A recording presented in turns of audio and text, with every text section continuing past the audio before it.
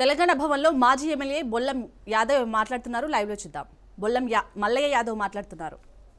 ప్రజల అభిప్రాయాన్ని కాదని అడ్డుకోవటానికి డబ్బుల సంచులతోని రాజ్యాంగపరమైన పదవిలో ఉన్న బాధ్యులైన బీర్ల ఐలయ్య, శాసనసభ్యుడిగా ఎన్నికైన రామచంద్ర నాయక్, ఎమ్మెల్సీ శంకర్ నాయక్, ఇప్పుడే చూస్తూ ఉన్నాం గుత్తా అమిత్ రెడ్డి, ఇటువంటి నాయకులందరూ అక్కడ విచ్చలవిడిగా డబ్బుల సంచులతో ప్రత్యక్షమై డబ్బులతోని మభ్యపెట్టే ప్రయత్నం చేస్తూ ఉన్నారు. విచ్చలవిడిగా దౌర్జన్యాలు కూడా చేసే ప్రయత్నం చేస్తూ ఉన్నారు. బీఆర్ఎస్ పార్టీ కార్యకర్తల మీద, పోలింగ్ ఏజెంట్ల మీద కూడా దౌర్జన్యాలు చేయడానికి ఈరోజు దిగజారుడు రాజకీయాలు చేస్తూ ఉన్నారు.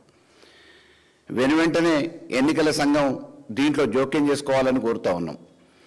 జరగబోతున్న విషయాన్ని కూడా పసిగట్టి ఏం జరగబోతుందో, వాళ్ళు ఎటువంటి అక్రమాలకు పాల్పడుతున్నారో, ఎన్నికల ఓటర్ల దగ్గర నుంచి, ఓటర్ లిస్టులో నమోదు చేసిన దొంగ ఓటర్ల దగ్గర నుంచి, దొంగ చోరీ ఓటర్ల దగ్గర నుంచి మేము నివేదిక చేసినాం.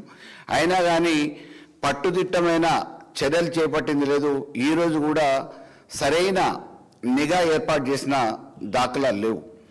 ఈరోజు మేమందరం కూడా నిన్న మొన్నటి వరకు ఎన్నికల ప్రచారంలో పాల్గొని ఆ నియోజకవర్గం నుంచి ప్రచారం అయిపోయిందని చెప్పేసి బయటకు పోతే, అధికార పార్టీకి సంబంధించిన ఉన్నతమైన స్థాయిలో ఉన్నోళ్ళు, బాధ్యులైన వాళ్ళు, పదవులలో ఉన్నోళ్ళు ఇప్పటికీ కూడా ఓటర్లని ప్రలోభ పెట్టడానికి, మభ్యపెట్టడానికి డబ్బుల సంచులతోని ప్రత్యక్షమయ్యి అక్కడ బూతుల దగ్గర స్లిప్పులు పంచడంతో పాటు డబ్బులు యథేచ్ఛగా పంచుతూ ఉన్నారు. వెనువెంటనే జోక్యం చేసుకోవాలని చెప్పేసి ఎన్నికల సంఘాన్ని, అధికారులను కోరుతూ ఉన్నాం.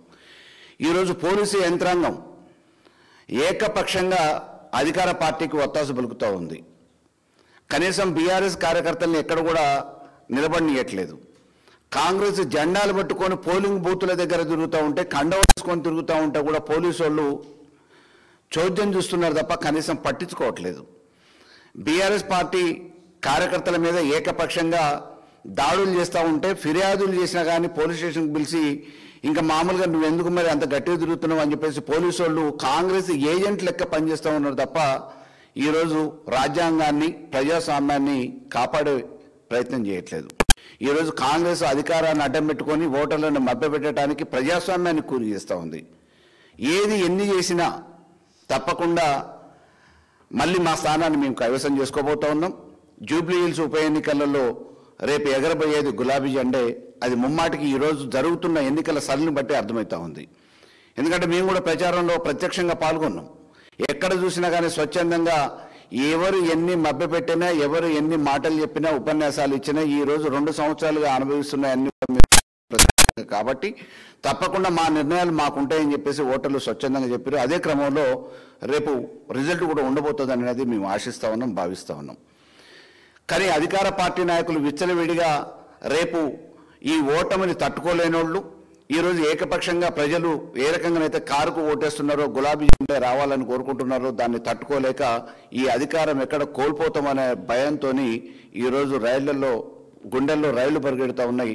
దాన్ని దృష్టిలో పెట్టుకొని వచ్చి ప్రత్యక్షంగా వాళ్ళే పాల్గొని మభ్యపెట్టే ప్రయత్నం చేస్తున్నారు. ఇప్పటికైనా ఎన్నికల సంఘం వెనువెంటనే జోక్యం చేసుకోవాలని, చర్యలు తీసుకోవాలని, కట్టడి చేయాలని, నిఘా పెంచాలని చెప్పేసి కోరుతా ఉన్నాం. Thank you. ఎప్పుడైతే పోలింగ్ స్టేషన్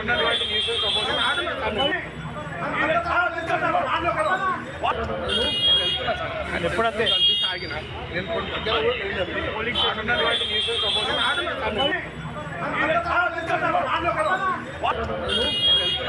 ఎప్పుడైతే పోలింగ్ స్టేషన్